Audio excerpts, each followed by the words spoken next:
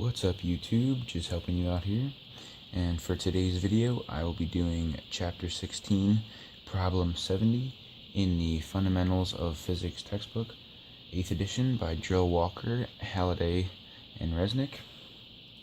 And this particular problem is about waves. And again, I was requested to do this problem, which I was very happy about because I want my channel to be based off of requests. So just leave a request in the comment if you need help with something, and or you could DM me on Instagram. My Instagram will be in the description below.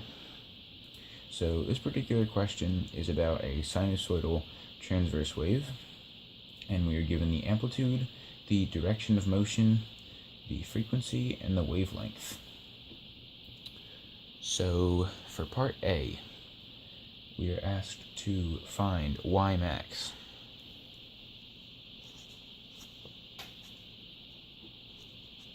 Which we are actually given the amplitude, which Y max is the amplitude. So in this case, that is equal to 2 centimeters or 0.02 meters. Alright, and for part B, we are asked to find K in the given form. So this is the equation that they give us.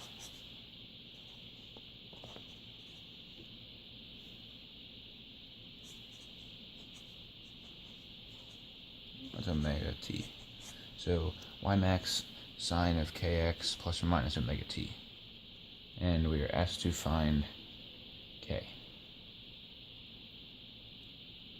So we know that from one of our fundamental equations is K equals 2 pi over alpha, where alpha is our wavelength.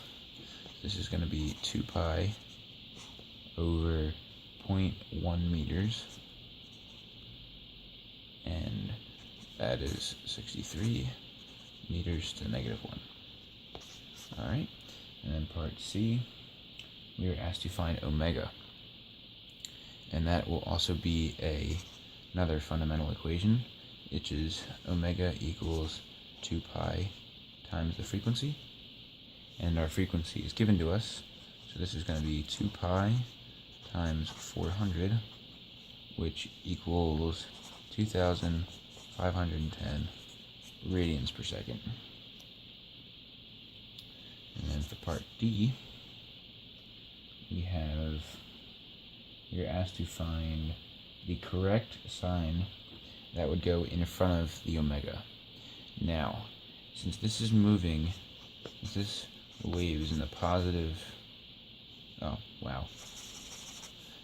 x direction, that means that omega will be negative.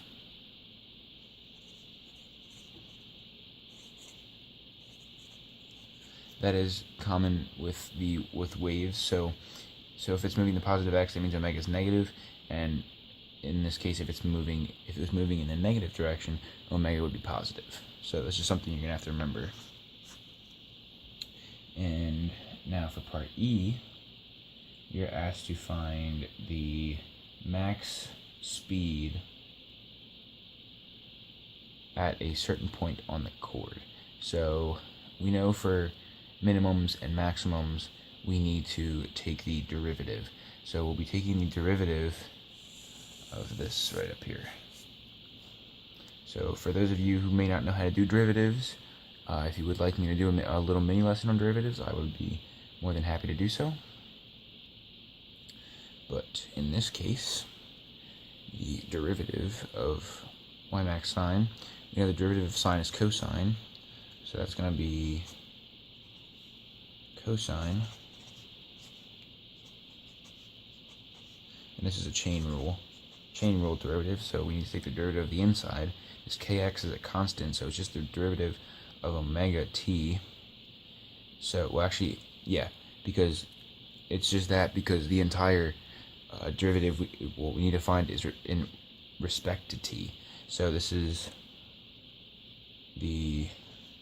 derivative of y with respect to t. So this kx is irrelevant in the derivative, so it's just derivative of omega t, which is omega. So that'll come out in front, and we will be left with,